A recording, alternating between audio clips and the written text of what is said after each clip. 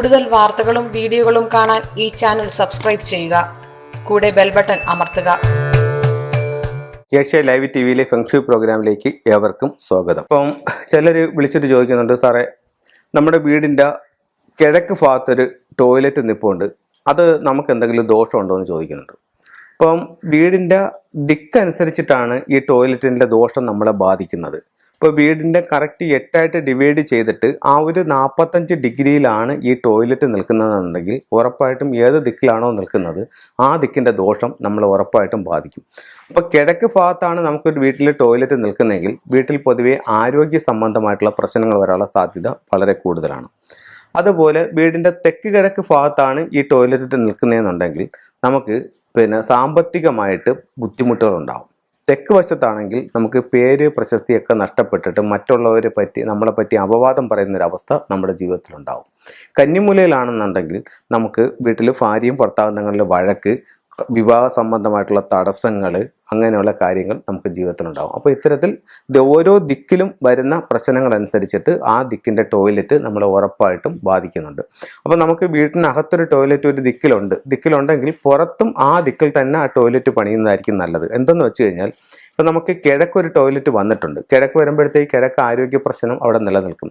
വീട്ടിൻ്റെ പുറത്തും കിഴക്ക് തന്നെയാണെന്നുണ്ടെങ്കിൽ എന്തായാലും കിഴക്ക് ദിക്ക് മലിനപ്പെട്ടിട്ടുണ്ട്. അപ്പോൾ ഈ 2 ടോയ്ലറ്റും കിഴക്ക് നിൽക്കുന്നതുകൊണ്ട് പ്രശ്നമില്ല. പിന്നെ നമ്മൾ ചെയ്യുമ്പോൾ ബ്രഹ്മസൂത്രമൊക്കെ വിട്ടിട്ട് ആണോ അത് ചെയ്താക്കുന്നത്. ഇപ്പോൾ വീടിനകത്ത് അങ്ങനെയാണെങ്കിൽ പുറത്തും അതുപോലെ വിട്ടിട്ട് ചെയ്യാൻ നോക്കുക. അതുപോലെ തന്നെ സെപ്റ്റിക് ടാങ്കും മറ്റുള്ള കാര്യങ്ങളൊക്കെ ഒന്ന് ശ്രദ്ധിക്കുക.